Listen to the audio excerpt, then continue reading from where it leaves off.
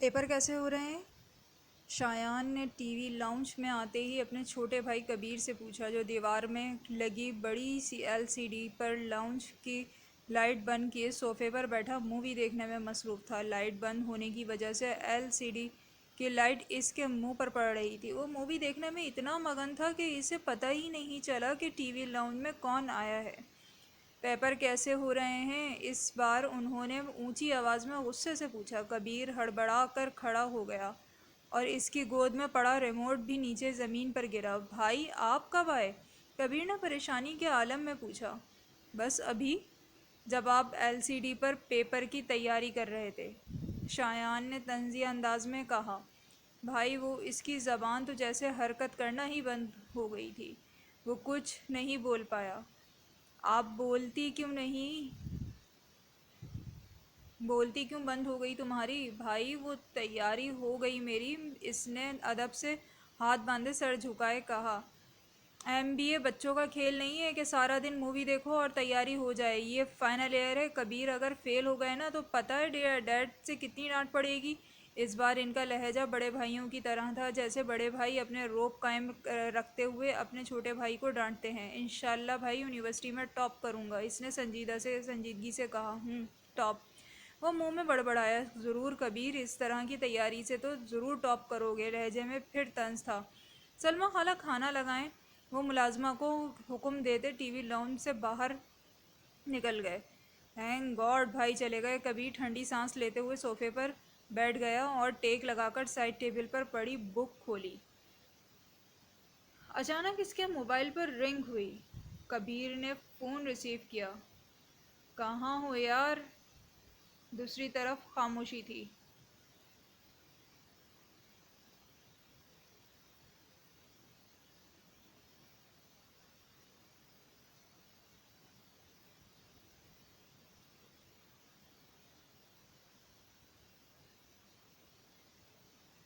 Hello Kabir, कुछ बोलो।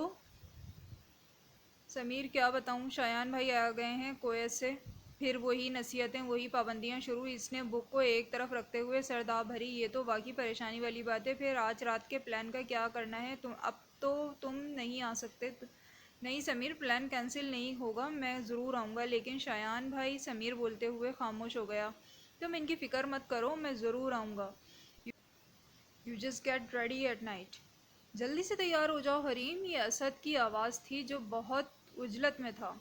क्यों भाई, कहाँ जाना है? हरीम ने किताबें बंद करते हुए पूछा। बस सरप्राइज़ है तुम्हारे लिए, बस जल्दी से बाहर तैयार होकर आ जाओ। ये कहते हुए वो कमरे से बाहर निकल गया। अपने भाई के कहने पर हरीम तैयार होना शुरू हो गई।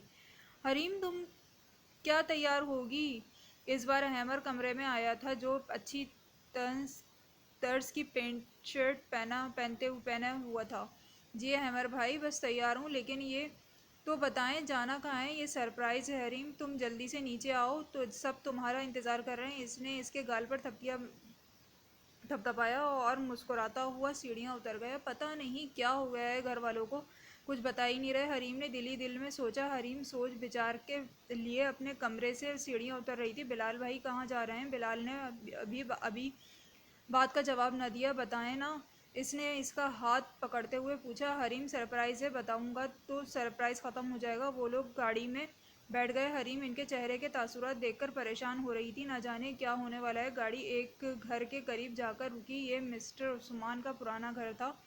जब से हरीम की अम्मी फौत हुई थी, तब उसे उन्होंने इस घर को बंद कर दिया था। लेकिन वक्तन वक्तन वो इस घर की सफाई करा दिया करते थे। उन्होंने इस घर से जुड़ी यादों को महफूज रखा था। इस घर को ताला लगाकर वो नए घर में शिफ्ट हो गए थे। हम यहाँ क्यों आए हैं बाबा जानी?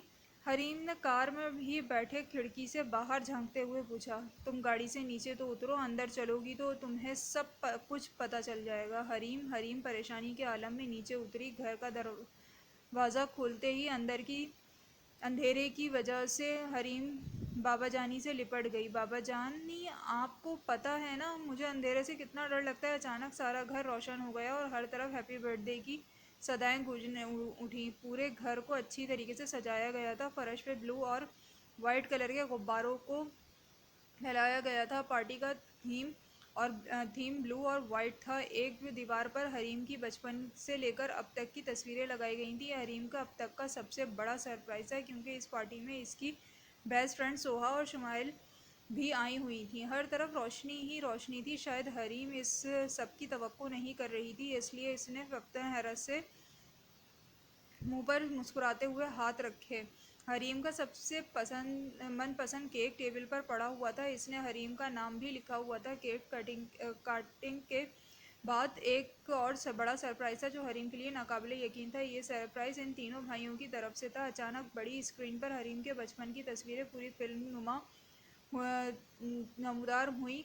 बचपन की ताज़े यादें ताज़ा करी। हरीम के पाँव ज़मीन पर नहीं टिक रहे थे। बचपन से लेकर अब तक का सफ़र लम्हों में स्क्रीन पर था। Happy birthday. हरीम की बगल में खड़े एक शख्स ने गिफ्ट हाथ में पकड़ते हुए हरीम को कहा, शामिर भाई आप? इसने हैरत हो से पूछा। शामिर दरअसल हरीम के खाला रेहान का बेटा था, जो हरीम को बेहद पसंद करता था। शामिर भाई, खाला और हिजाब नहीं आई? इसने इनके इर्द गिर्द नज़र दौड़ाते हुए कहा, आई हैं, वो वहाँ खड़ी हैं। इसने इनकी तरफ इशारा किया जिससे वो खड़ी हुई थी। ये अच्छा मौका है हरीम से अपने दिल की बात करने का। इसने इधर ही खड़े अपने दिल में सोचा। हरीम, वो मुझे तुमसे कुछ कहना है। हाँ बोलें शामिर भाई। हरीम, मुझे भाई मत कहा करो। वो इसके भाई कहने पर अक्सर चिढ़ जाया करता था। इसको समझ नहीं आई थी कि वो इसको कैसे मना करे कि वो इसको भाई ना कहा करे। और आज जब वो इतनी अहम बात करने जा रहा था तो इसको और गुस्सा आ गया। इसने अपने गुस्से को काबू में करते हुए ही ठंडी आह भरी, तो क्या कहा करूं शामिर भाई? फिर भाई, इसने मुंह पर बड़बड़ाते हुए कहा, तुम सिर्फ मुझे शामिर कहा करो। क्यों भाई, मैं आपको आपके नाम से क्यों पुकारूं? हिजाब भी तो आपको भाई कहती है। इसने इसकी बहन का हवाला दिया। इसने एक बार फिर ठंडी आह भरी, मुझे अच्छा लगेगा अगर तुम सिर्फ मुझे शामिर कहोगी तो। इसने बामुश्किल मुस्कुराते हुए कहा, नहीं भाई, मैं आपको आपके नाम से नहीं पुकार सकती। खाला क्या कहेंगी? इसने चेहरे की मासूमियत को बरकरार रखते हुए कहा, कोई कुछ नहीं कहेगा, मेरे नाम से पुकारना, ठीक है? नेक्स्ट टाइम तुम मुझे। ओके शामिर भाई। बेनियाजी से बोलती ही वो इधर उधर देखने लगी। तुम नहीं समझोगी हरीम। शामिर ने माथे पर हाथ रखते हुए कहा, मैं क्या नहीं समझूंगी शामिर भाई? इसने गुस्से से दांत बींच लिए। खुद पर जब्त करता हुआ वो वहाँ से चला गया। कबीर अपने दोस्त समीर के साथ जाने के लिए बिल्कुल तैयार था और कमरे में बैठा इसका इंतज़ार कर रहा था। समीर ने गाड़ी का हॉर्न नहीं बजाया था, बल्कि इसके मोबाइल पे बेल दी थी। ये इसने एहतियातन किया था। समीर का नंबर देखते ही वो दबे पाँव अपने कमरे से निकला ताकि इसके बड़े भाई को पता ना चल सके। वो दबे पाँव लाउंज से गुजरता और किसी माहिर जासूस की तरह आसपास भी देखता जा रहा था। पूछ में खड़े होकर इसने पीछे मुड़कर सरसरी सा जायज़ा लिया, कहीं इसका भाई तो इसको नहीं देख रहा। जैसे ही वो गेट के पास पहुंचा तो इसके बड़े भाई ने इसको आवाज़ दी। इसकी आवाज़ सुनते ही इसके कदम रुक गए और इसने पीछे मुड़ते ही गुस्से से दांत बीचे। कहाँ जा रहे हो? इस बार वो इनके पूछने से पीछे मुड़ा। सारी एहतियात गई पानी में। ये कहाँ से वारिद हो गए? वो बड़बड़ाते हुए सवालों के जवाब देने के लिए खुद को तैयार किया। भाई, वो भाई, मैं समीर के घर जा रहा हूँ। परसों लास्ट पेपर है, इसकी तैयारी के लिए मौदबाना अंदाज़ बहुत मौदबाना था। तुम्हें पता है रात के 9 बज रहे हैं, ये कोई जाने का वक्त है? भला ये जो कुछ समझना है मुझसे समझो, मैं भी तुम्हें अच्छी तरह से पढ़ा सकता हूँ। इसने तल्ख लहजे में कहा, भाई बस थोड़ी देर के लिए जा रहा हूँ, वो सवाल मैं आपसे नहीं पूछ सकता, प्लीज़ भाई जाने दे। वो इस आई शैल कम बैक सून की मिन्नतें कर रहा था। ऐसा कौन सा सवाल है जो मैं तुम्हें नहीं समझा सकता? जहाँ तक मुझे याद है समीर पढ़ाई में तुमसे भी गया गुजरा है। समीर बार बार इसकी मोबाइल पर बैल कर रहा था। भाई प्लीज़ इस बार जाने दें। आदिल भी आएगा, मैं इससे समझ लूँगा। कम अज़ कम आप तो डैड की तरह मुझ पे सख्ती ना किया करें। आपको तो मेरी प्रॉब्लम समझनी चाहिए। आइंदा एहतियात करूँगा। इसका अंदाज़ बचकाना था। इसके इजहार करने पर इसने जाने की इजाज़त दे दी। कबीर, जल्दी आ जा ना भाई, आप फिक्र ना करें, मैं जल्दी आ जाऊँगा। वो तेज़ी से गेट की तरफ भागता हुआ कह रहा था। समीर बाहर खड़ी गाड़ी में इंतज़ार करते हुए थक चुका था। कबीर, इतनी देर क्यों लगा दी? मुझे तो लग रहा था कि तू नहीं आएगा। इसने गाड़ी स्टार्ट करते हुए कहा। नताशा और आदिल नहीं आए। कबीर ने गाड़ी की फ्रंट सीट पर बैठते हुए अपने बाकी दो दोस्तों के बारे में पूछा। नहीं, इन्हें घर से पिक करेंगे। नताशा को पिक करने के बाद वो चारों क्लब में चले गए। मौज मस्ती करते करते कबीर को वक्त का अंदाज़ा ही नहीं हो पा रहा था। काफ़ी रात हो चुकी थी। हरीम ज़रा बात सुने। वो इसको अपने दिल की बात कहने वाला था, लेकिन इसके भाई ने इसको अपने पास आने के लिए कहा। आती हूँ भाई। वो शामिर की पूरी बात सुने बगैर वहाँ से चली गई, जो इससे इतनी हिम्मत इकट्ठी करके इसके पास गया था। बिलाल की न्यू आवाज़ देने पर तिलमिला उठा। इसे अपनी मोहब्बत की राह में दुनिया की सबसे हर चीज़ रुकावट लग रही थी। भाई, क्या आप हरीम से बात हुई? हम निर की हरीम के जाने के बाद फ़ौरन इसके पास आकर पूछा। नहीं, इसके होठों को बीचते हुए कहा। ओफो भाई, इतनी देर से आप क्या कर रहे थे? भाई, आप बस बिजनेस कर सकते हैं, आप कभी इससे दिल की बात नहीं कह सकते। वो इन पर खफा होने लगी। मैं क्या करूं? हिजाब जब भी सामने आती है मेरे दिल की धड़कन तेज़ हो जाती है और ज़बान लड़खड़ाने लगती है। मैं इसको अपने दिल की बात कैसे बताऊं? मैं इसका नाम ना जाने कैसे लेता हूं, और तुम मुझे कह रही हो कि मैं इसे अपने दिल की बात बता दूं? ये मेरे लिए बहुत मुश्किल काम है। बिज़नेस करना आसान होता है, लेकिन किसी को इज़हार मोहब्बत करना बहुत मुश्किल होता है। समझ नहीं आता कि इसे कैसे अपना हाल दिल बयान करूं। जब बताने लगता हूं, कोई इसे बुला लेता है और कभी वो खुद चली जाती है। इसने हरीम की तरफ नज़र दौड़ाते हुए कहा, जो अपने दोस्तों के साथ खड़ी मुस्कुरा रही थी। तो भाई, क्या आप सारी ज़िंदगी यूं ही रहेंगे?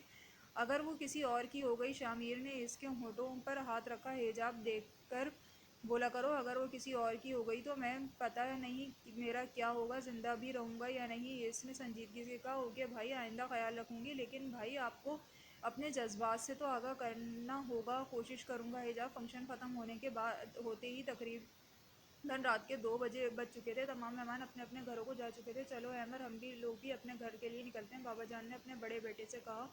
ये लोग भी अपने घर को ताला लगाकर नए घर की तरफ निकल पड़े। मिस्टर उस्मान और इनकी फैमिली गाड़ी में बैठे थे। सर्द मौसम था। गाड़ी के इस पहर सड़क पर कोई नहीं था। सर्द हवाएं फिजा को अपनी लपेट में ली हुई थी। धुंध का राज था। असद बेध्यानी से ड्राइविंग कर रहा था। धुंध के बायस कुछ नज़र नहीं आ रहा था। रास्ते में कुछ औरबाश लड़के एक लड़की के साथ छेड़छाड़ कर रहे थे। असद, ज़रा गाड़ी रोकना। वो गाड़ी की फ्रंट सीट पर सारा खेल देख रहे थे। क्या हुआ बाबा जान? बिलाल ने बैठे पीछे बाबा जान से पूछा। तुम लोग इधर ही बैठो, मैं ज़रा आता हूँ। वो ये कहते हुए कंधे चादर पर डालकर गाड़ी की से उतर कर इनकी तरफ गए। बाबा जान, रहने दें, खामोखा आप इनसे उलझेंगे। क्या आप ये नहीं देख रहे इन लड़कों ने कितनी ड्रिंक ली हुई है? वो बदतमीज़ी पर उतर आएंगे। अहमर ने बाहर निकलती बाबा जान के को इनके पास जाने से रोका। इनकी आँखों से लड़कों की तरफ देखा। लेकिन अहमर, वो इस लड़की के साथ क्या कर रहे हैं? क्या तुम नहीं देख रहे हो? वो खुद भी बेटी वाले हैं, इसलिए इनकी गैरत को गवारा नहीं था कि वो इसको ऐसे अवबाश लड़कों के बीच छोड़ दें। बाबा जान, ऐसी लड़कियां अपनी मर्जी से घर से आई होती हैं। आप इनकी वजह से फिक्रमंद ना हो। अगर इन्हें अपनी इज्जत की परवाह होती तो ऐसे कपड़े पहनकर घर से निकलती ही क्यों? इसने इनको बड़ा समझाया, लेकिन इनके पास इन्हें समझाते चले गए। छोड़ो इस लड़की को। उन्होंने इसका हाथ पकड़ते हुए पहले बार रोब आवाज़ में कहा। इनकी आवाज़ सुनते ही वो इनकी तरफ मुतवज्जा हुए। क्यों अंकल, आपकी बेटी है क्या? इस लड़के ने इनका हाथ झटका। बदतमीज़, तुझे किसी ने तमीज़ नहीं सिखाई? उन्होंने गुस्से से इस लड़के के से कहा। लड़की ने फिर लड़की का हाथ पकड़ा। आप जाएं अंकल, यहाँ आपका कोई काम नहीं है। इस लड़के ने सिगरेट का धुआं इनके मुंह पर छोड़ा। धुएं इनके मुंह से टकराता हुआ फिजा में शामिल हो गया। वो इसकी इस हरकत पर दांत पीसते रह गए और वह गुस्से को कंट्रोल करने लगे। अहमर पीछे खड़ा हालात का जायजा ले रहा था। इस हरकत पर वो इनकी तरफ बढ़ा। वो लोग मुसलसल इससे छेड़छाड़ कर रहे थे। इससे रहा ना गया और इस लड़की को थप्पड़ मारने की कोशिश की। इससे पहले कि इनका हाथ इसके रुखसार पर पहुंचता, इस लड़के ने इनका हाथ पकड़ लिया और नीचे झुका दिया। अंकल, कभी मेरे मॉम डैड ने मुझ पर हाथ नहीं उठाया। आप क्या चीज़ें? इसने दांत पीसते हुए नशे में डोलती हुए कहा और पीछे की तरफ धकेला। वो लड़का आंखों की गर्मी इन पर डालते हुए इन्हें घूर रहा था। बैठो, इसी तरफ मुतवज्जा थे। ये मंजर देखते ही अहमर तो इसे घूर रहा था, लेकिन असद पीछे से आया और इस लड़के के मुंह पर थप्पड़ मारा। बाबा जान, ये से बदतमीज़ी, तुम्हारी हिम्मत कैसे हुई? असद ने इस लड़के को मारते हुए कहा। इन लड़कों ने बहुत ड्रिंक ली हुई थी, वो असद का मुकाबला नहीं कर सकते थे। इतने में बिलाल भी गाड़ी से निकल आया। अहमर और बिलाल को देखते ही वो गाड़ी में बैठे और वहाँ से फरार हो गए। इसके बाबा जान ने अपने कंधों पर ओढ़ी हुई चादर इस लड़की को दी। बेटा, इतनी रात को ऐसे लिबास में घर से निकलना ठीक नहीं है। वो लड़की शर्मिंदा हुई। अच्छा, अब घर जाओ, रात बहुत हो गई है। उन्होंने इसको रिक्शा करा दिया था। इस लड़की ने इनका शुक्रिया अदा किया और रोती हुई गाड़ी को में इस बैठाकर गाड़ी की तरफ चल दिए। असद ने होंठ से निकलने वाले खून को साफ करते हुए गाड़ी में बैठकर ड्राइविंग शुरू कर दी। ना जाने कहाँ से चले आते हैं ऐसे आवारा लड़के। मिस्टर उस्मान ने गुस्से से गाड़ी में बैठे हुए लाहौर में वैसे भी चहल पहल होती है, लेकिन दिसंबर के महीने में आधी रात को सड़कों पर सन्नाटा छाया हुआ होता है। ये लोग भी घर की तरफ चल दिए। जिस चेहरे पर वो गाड़ी में बैठे ही हकारत की नज़रों से देख रहे थे, चेहरा इसकी ज़िंदगी में अहमियत भी रखते थे, वो नहीं जानते थे। शायान अपने सबसे छोटे भाई का बेसब्री से घर आने का इंतज़ार कर रहा था। इसको फ़ोन पे फ़ोन कर रहा था, लेकिन वो इस कॉल रिसीव नहीं कर रहा था। गाड़ी के हॉर्न की आवाज़ सुनते ही वो गेट से कुछ फासले पर खड़ा हो गया। लगता है आपके दोस्तों ने मिलकर खूब पढ़ाई की है। शायान ने इन तीनों की हालत पर नज़र डालते हुए नज़र तंज़िया अंदाज में कहा। समीर आदिल कबीर के बाजुओं को पकड़कर गेट के अंदर लेकर आया। शायान भाई, आप सोए नहीं? कबीर ने लड़खड़ाते हुए कहा। मैं कैसे सो सकता हूँ जब मेरा जवान भाई घर से बाहर गया हुआ, और जब इतने काबिल और होनहार लड़के घर से गायब हों तो मुझे नींद कैसे आ सकती है? लहजे में तंज तीर थे जो इन तीनों को घायल कर रहे थे। वो गुस्से से बोलता हुआ कबीर की तरफ बढ़ा। इसकी हालत देखकर लग रहा था कि वो किसी से मार खाकर आया। वो नीम बेहोशी में था। इसे कुछ समझ नहीं आ रहा था कि इसका भाई इसको क्या कहेगा। कबीर, तुम्हें ज़रा भी जिम्मेदारी का एहसास नहीं है? रात के 3 बज रहे हैं, कोई परवाह नहीं है? घर में एक जवान बहन मौजूद है, इस पर क्या असर पड़ेगा? इसको अपने होश नहीं था। इसकी हिमायत में समीर बोलने लगा। वो भाई रास्ते में। तुम चुप रहो समीर, तुम दोस्तों ने ही इसे ख़राब किया है। शायान ने इसकी बात काटते हुए कहा। सोचो, अगर डैड को ये सब पता चल गया तो इनकी गैर मौजूदगी में इनका लाडला बेटा शराब पिए सड़कों पर एक दूसरे के साथ उलझते फिर रहे हैं तो वो क्या सोचेंगे? समीर और अदील चुपचाप खड़े शायान भाई की बातें सुन रहे थे। दोनों दोस्त कबीर को इसके कमरे तक छोड़कर आए। शायान भी इनके पीछे था। तुम लोग अब घर जाओ, रात बहुत हो गई है, मैं कबीर को देख लूँगा। शायान ने इन दोनों को घर भेज दिया। शायान फर्स्ट एड बॉक्स लेकर आया और माथे पर लगे खून को साफ किया और मरहम पट्टी की। आखिर तुम कब सुधरोगे कबीर? तुम्हारी इन्हीं हरकतों से डैड कितने परेशान हैं। ये सब ढील मम्मा ने दी हुई है, उन्होंने ही तुम्हारे सर चढ़ाया हुआ है। कबीर दर्द से कर्रा रहा था। अब तुम सो जाओ, कबीर से सुबह बात करेंगे। शायान ने इसके माथे पर हाथ फेरा और इसके कमरे की लाइट बंद करके बाहर चला गया। शायान इस पे सख्ती सिर्फ की भलाई के लिए करता था। वो इसको सिर्फ इसलिए डांटता था कि वो किसी गलत रास्ते पर ना निकल जाए, लेकिन वो इस रास्ते पर निकल पड़ा था जिससे वो इसके बड़े भाई और डैड रोकते थे। इसका भाई शायान जो कि कुवैत में सेटल था और इसके डैड जो कि स्पेन में अपना कारोबार संभालते थे, दोनों को जब भी अपने अपने बिजनेस से फुर्सत मिलती वो पाकिस्तान में चक्कर लगाते थे। इसकी मॉम ने कभी इन पर कहीं आने जाने पर की रोक टोक नहीं की थी। घर में दोनों की अदम तवज्जो की वजह से वो दोस्तों की सोहबत में बिगड़ चुका था। जितनी वो इस पर सख्ती करता था, इतनी ही वो इससे मोहब्बत भी करता था, क्योंकि वो इसका इकलौता भाई था जो इसको तकलीफ़ में कैसे देख सकता था। इसलिए इसने इसकी मरहम पट्टी की थी और इसके सर पर शफ़क़त से हाथ फेरा था, क्योंकि वो नहीं चाहता था कि वो कभी कभार जब वो पाकिस्तान अपनी फैमिली से मिलने आए तो वो अपने भाई को डांट कर जाए। इसलिए वो इसकी हर गलती पर पर्दा डालता था और इसको प्यार से समझाता था। लेकिन अब बात बहुत आगे बढ़ गई थी। इसने इसको समझाने का फ़ैसला किया था। कहानी अभी जारी है। चैनल को सब्सक्राइब करना ना भूलिएगा। वीडियो को शेयर करें और लाइक करें। अपनी राय से ज़रूर आगाह करते रहें। जहाँ रहें खुश रहें। अपना और अपने इर्द गिर्द के लोगों का ख्याल रखें। बहुत शुक्रिया।